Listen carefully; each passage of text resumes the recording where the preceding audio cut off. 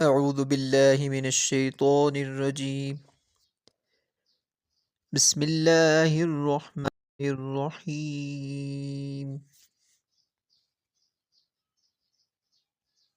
الف الف الف کو کہاں سے ادا کرنا ہے؟ بحالت مدہ، منہ کے خالی حصہ کی ہوا سے۔ الف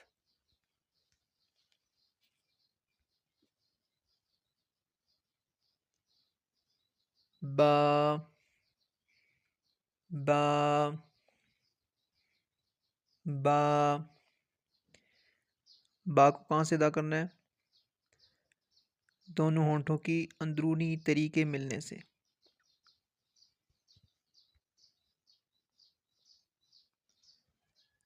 تا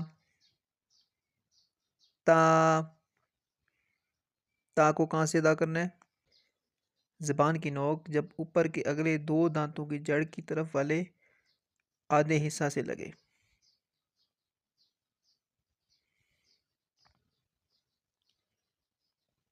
ثا ثا ثا کو کیسے ادا کرنا ہے؟ زبان کی نوک جب اوپر کے اگلے دونوں دانتوں کی نوک کی طرف والے آدھے حصہ سے لگے۔ ثا ثا جیم جیم جیم کو کہاں سے ادا کرنا ہے؟ زبان کا بیچ جب تالو کے بیچ سے لگے۔ جیم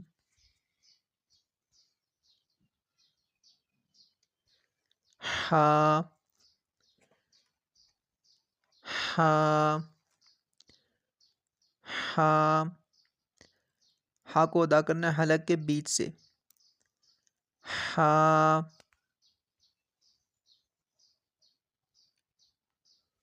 خو اس کو آپ نے موٹا پڑھنا ہے۔ خو اس کو کہاں سے ادا کرنا ہے؟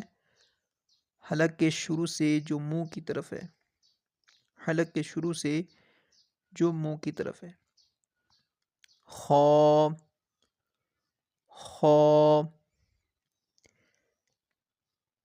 اس کو آپ نے اسی طریقے سے یاد کر لینا ہے کیونکہ یہ بنیاد ہے، اس کی جتنی مشق کی جائے وہ کم ہے، تو اس کی آپ نے اسی طریقے سے مشق کر لینی ہے۔ اور ساتھ جو ہے نا ہمارے چینل کو بھی سبسکرائب کر لیں تاکہ ہر نئی آنے والی ویڈیو کا نوٹیفیکیشن آپ کو مل جائے، آسانی سے آپ کو مل جائے ویڈیو۔ اس چینل سے انشاءاللہ آپ کو بہت فائدہ ہوگا۔